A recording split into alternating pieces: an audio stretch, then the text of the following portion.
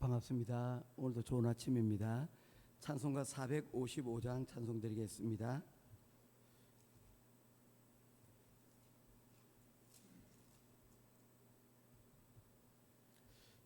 찬송가 455장입니다. 주님의 마음을 본받는 자, 그 마음에 평강이 찾아오면 엄악한 세상을 이길 힘이 하늘로부터 임함이로다. 주님의 마음 본받아 살면서 그 거룩하심 나도 이루리.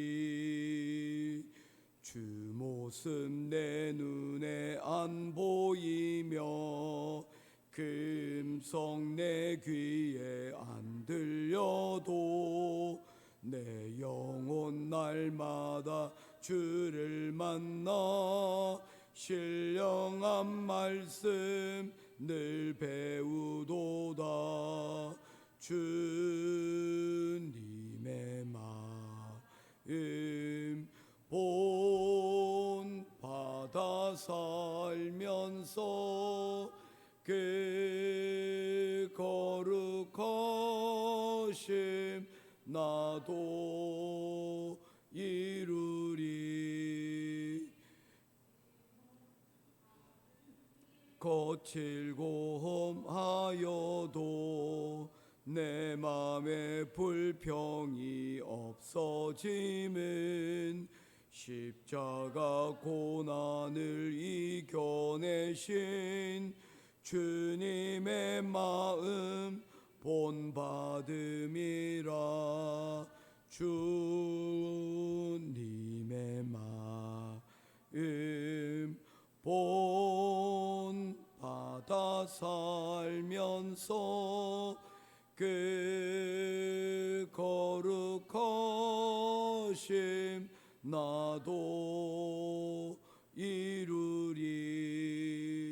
주 예수 세상에 다시 오실 그날의 무성도 변화하여 주님의 빛나는 그 형상을 다 함께 보며 주 찬양하리.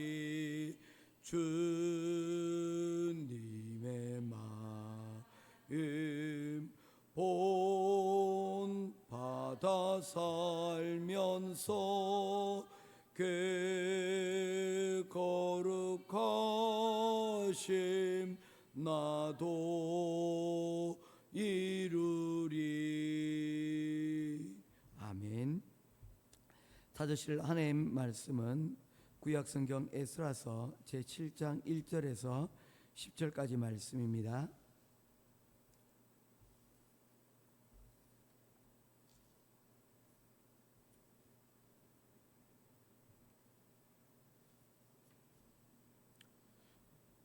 구약성경 에스라서 제7장 1절에서 10절까지입니다.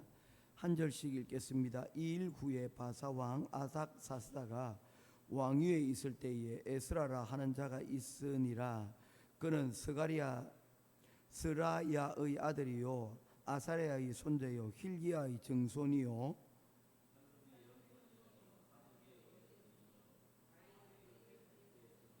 아미라의 7대 손이요 아샤랴의 8대 손이요 머라요스의 9대 손이요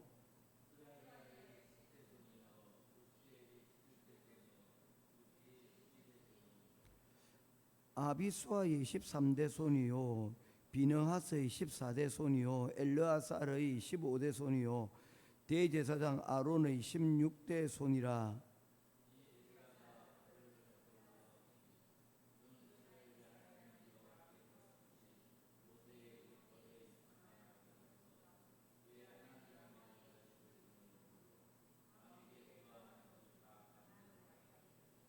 아닥사스다 왕 제7년에 이스라엘 자손과 제사장들과 레위 사람들과 노래하는 자들과 문지기들과 느디님 사람들 중에 몇 사람이 예루살렘으로 올라올 때에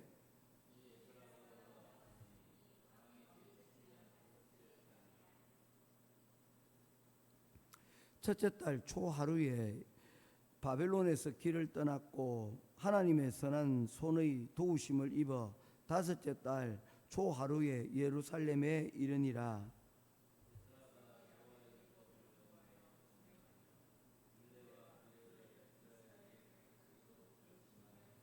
아멘. 7장은 에스라서 1장의 포로의 귀환의 내용과 다른 내용을 담고 있습니다. 첫 번째 이루어진 1차 귀환에는 고레스 왕의 조서로 인하여서 고레스 왕 때 귀환한 것이고, 두 번째 지금 에스라가 귀환하였을 때는 두 번째 귀환으로 아닥사스다 왕 때에 귀환한 내용을 우리들에게 소개를 하고 있습니다. 1차 포로 귀환 때 많은 사람들이 바벨론을 떠나 예루살렘으로 귀환을 하였습니다. 그 수가 장정들만 4만 5천 명이 넘는 5만 명이 가까운 사람들이 왔다고 하였습니다. 그 규모가 굉장히 큰 규모라고 말씀드릴 수가 있는 것이죠. 단순히 곱하기 2만하여도 뭐 여자들도 왔고 아이들도 왔다고 했을 때 10만 명에 이르는 큰 수가 귀환을 하였다라고 할 수가 있는 것입니다. 그런데 두 번째 이루어진 이 포로 귀환은 숫자가 첫 번째 포로 귀환의 수만큼 많지가 않습니다. 첫 번째 포로 귀환의 가운데 첫 번째 돌아가는 그 첫 번째의 의미였기에 많은 사람들이 동참을 하였고, 게다가 성전 건축이라는 큰 일이 있었기에 많은 사람들이 함께 그 일을 공사를 하기 위해서 참여를 하였습니다. 그에 반하여서 2장에서는 주로 레위인과 제사장 그리고 성전 봉사자들 중심으로 이 포로 귀환이 이루어지고 있었다는 것입니다. 즉 다시 말해서 이러한 모든 이 두 번째의 과정은 지어진 성전 가운데서 우리가 이제 무엇을 할 것인가에 대하여 그 성전에서 일할 수 있는 사람들을 지금 데려오고 있는 그 과정이라고 말할 수가 있었습니다. 1차 포로 귀환에도 제사장들도 있었고 성전에서 일하는 사람들도 있었지만 이 모든 성전의 공사와 그리고 또한 그 과정 가운데서 이 모든 것들이 원활하게 잘 이루어지지 못했다는 것을 우리가 볼 수가 있는 것입니다. 뭐 이를 만약에 비유를 한다면 마치 이런 것과 같습니다. 우리가 어떤 길을 예배를 드리러 간다고 할 때에 첫 번째 그 예배 드릴 처소도 있어야 되지만 그 처소에서 이제 어떻게 이곳에서 우리가 예배를 드릴 것인가 하였을 때 한 번, 두 번은 되지만 지속적으로 이것을 하는 것은 믿음에 보통 실력이 없어는 쉽지 않고 어렵다는 것을 우리들에게 보여주고 있는 것입니다. 오늘 바로 이 에스라가 바로 이 하나님의 길을 이스라엘 사람들에게 알리기 위하여서 스스로 자처하여서 이곳에 왔다라고 말씀을 하고 있습니다. 이 에스라에 대해서 1장 7장 1절부터 5절까지 그의 소개를 하고 있습니다. 그는 아론 자손의 지파에 속한 사람이라고 하였습니다. 다시 말해서 어디 지파입니까? 레위 지파 사람이라는 것을 우리들에게 말씀하고 있습니다. 아론이 이스라엘의 첫 번째 제사장이지 않았습니까? 그렇다면 그의 지파 레위 지파가 이 일을 감당하라 했고 그의 자손인 이 에스라가 레위 지파 사람으로 즉 목회자로서 이곳에 왔다는 것을 설명을 하고 있습니다. 이처럼 자세하게 설명하는 이유는 무엇입니까? 그동안 약 70년 동안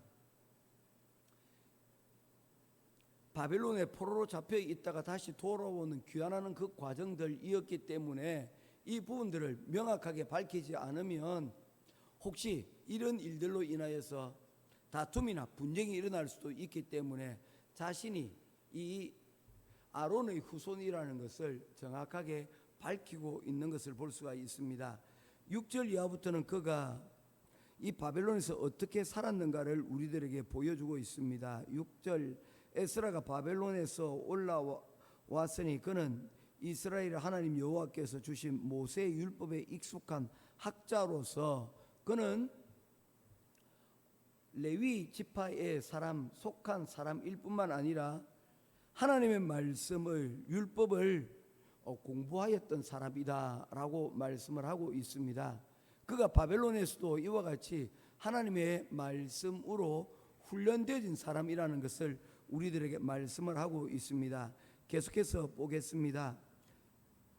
그의 하나님 여호와의 도우심을 입음으로 왕에게 구하는 것을 다 받는 자이더니, 이 말은 그가 이 바벨론에서도 이 하나님의 말씀을 연구할 정도로 여유가 있었고 또한 왕에게 은혜를 입은 자라는 것을 말씀하고 있습니다. 그에게 있어서는 이 바벨론에 그대로 머무는 것이 더 나은 사람이라고 말할 수가 있는 것입니다. 하지만 그는 스스로 이 예루살렘으로 돌아오기를 결심하고 그의 이 일들을 하는 사람들과 함께 더불어 오게 되었는데 8절과 9절에서는 그 과정을 다음과 같이 설명하고 있습니다. 에스라가 올라왔으니 왕의 제7년 다섯째 달이라. 9절, 첫째 달 초 하루에 바벨론에서 길을 떠났고 하나님의 선한 손에 도우심을 입어 다섯째 달 초 하루에 예루살렘에 이르니라 라고 말씀을 하고 있습니다. 약 넉 달 동안 900km의 그 장정을 통하여서 이곳에 이르게 되었다는 것을 말씀을 하고 있는 것입니다. 자, 이제 우리가 이 본문을 통하여 우리가 몇 가지를 우리가 말씀을 살펴보기를 원합니다. 첫 번째는 우리가 우리의 삶에 가는 방향을 정할 때 어떻게 결정해야 될 것인가. 7장에서 그가 하나님의 율법을 연구하는 자라고 말씀을 하였습니다. 이것은 그가 단지 말씀을 아는 것이 아니라 말씀을 통해서 이 시대에 하나님의 뜻이 무엇일까 뜻을 분별하는 사람이라는 것을 그가 볼 수가 있었습니다. 그래서 그는 그의 편안한 바벨론의 생활을 정리할 수 있었고 하나님의 뜻을 따라서 예루살렘으로 향할 수 있었다는 것입니다. 우리는 선택의 순간마다 고민합니다. 이 길이 맞을까? 이게 하는 것이 옳을까라는 생각들을 하게 됩니다.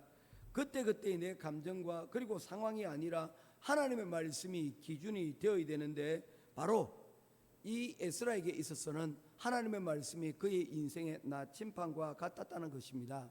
그래서 그의 보여지는 상황에 흔들리지 않고 하나님의 말씀을 따라서 그 기준을 따라서 예루살렘으로 오기로 결정을 하였다는 것입니다. 오늘 아침에도 오늘 말씀을 듣는 자리 가운데 잘 오셨고 잘 선택하셨습니다. 오늘 들리는 이 말씀을 통하여 우리 또한 에스라의 길을 걸어갈 수 있는 저와 여러분 되기를 바랍니다.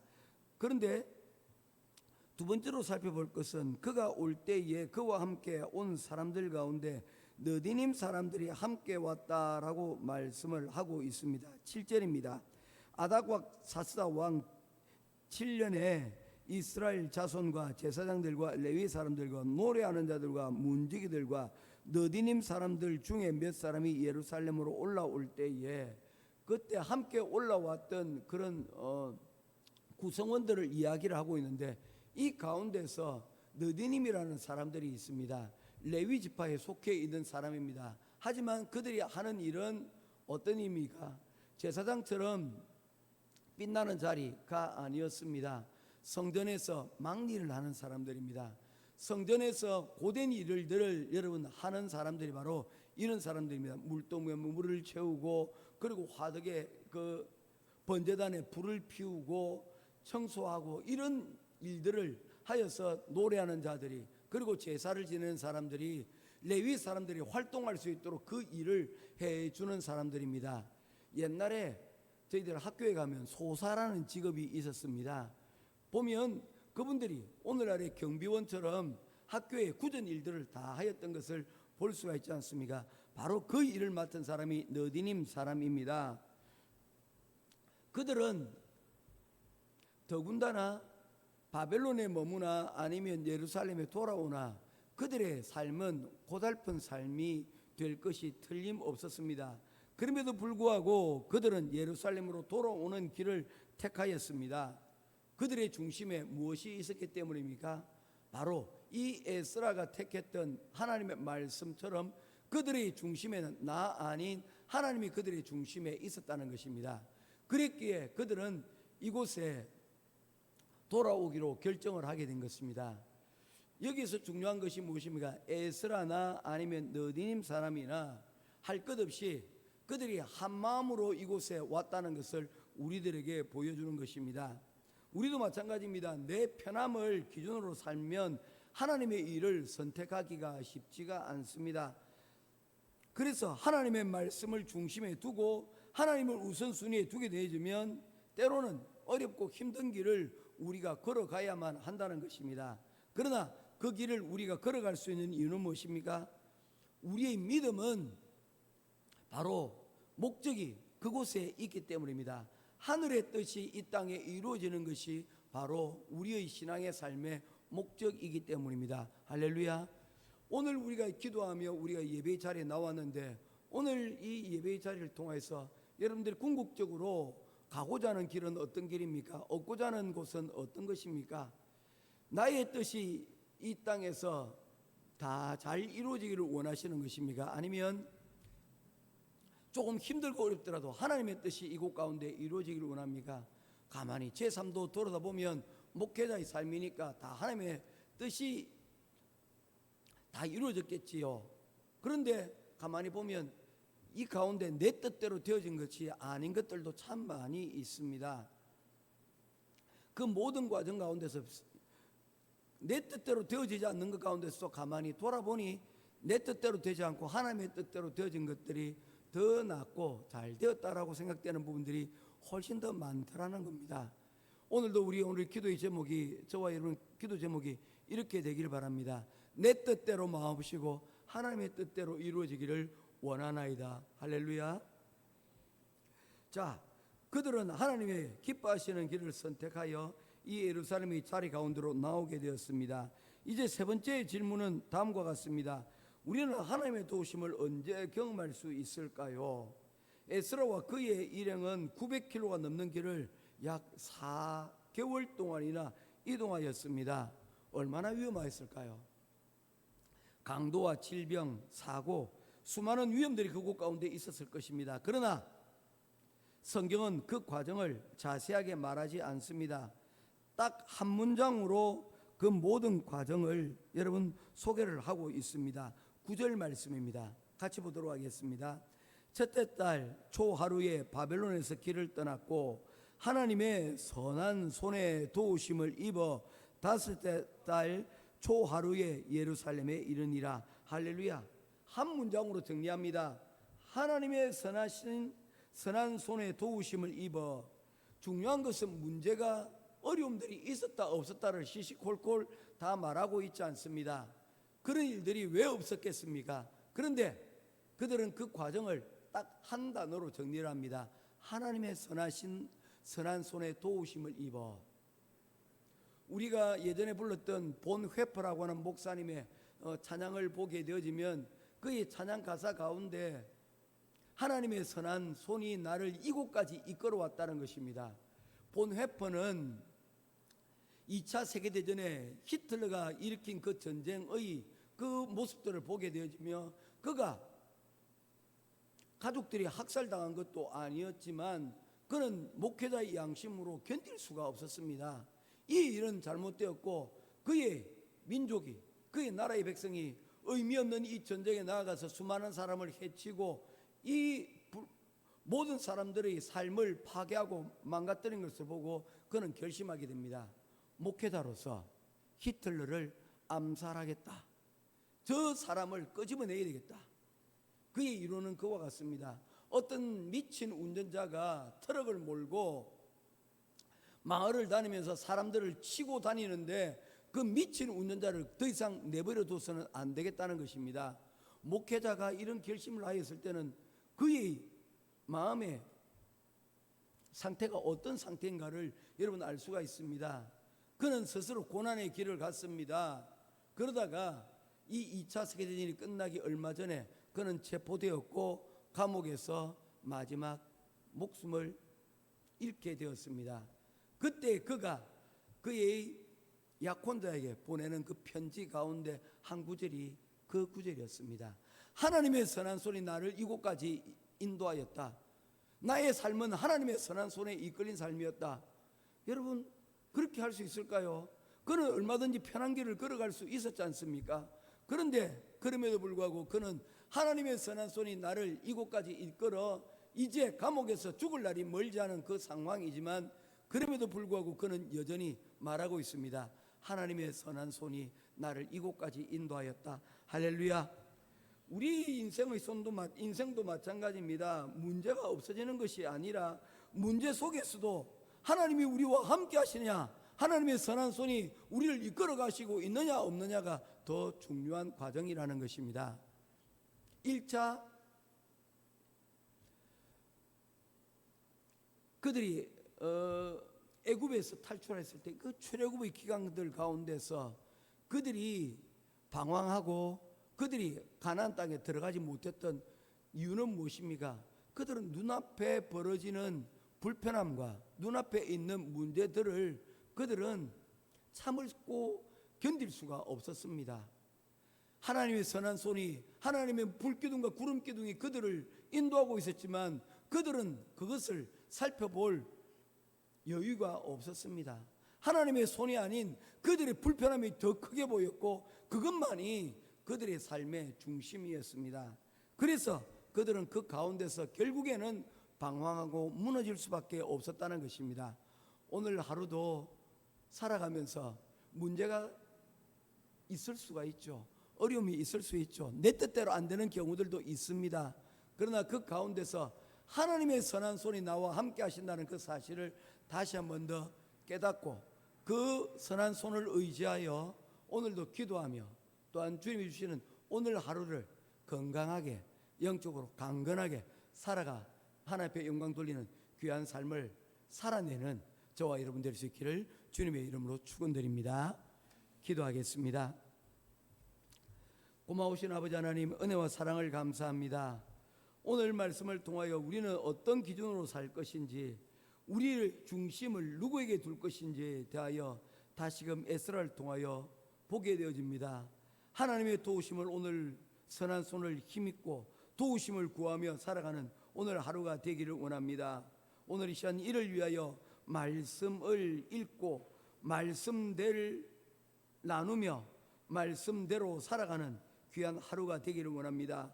하나님께서 우리의 자리, 가정과 교회, 일터에 하나님 우리를 두셨습니다. 그곳에서 우리는 작은 에스라가 되어 오늘 하루 하나님의 말씀을 중심에 두고 하나님의 선한 손길을 통하여 오늘 하루도 주의 뜻을 이 땅에서 이루며 살아가는 복되고 귀한 우리 삶이 되게 하여 주시옵소서. 오늘도 주신 말씀 따라 살아갈 때에 하나님께서 우리에게 허락하신 귀한 능력의 말씀으로 함께하여 주실 줄 믿고 살아계신 우리 주 예수 그리스도 이름으로 간절히 기도드리옵나이다. 아멘. 하늘에 계신 우리 아버지여, 이름이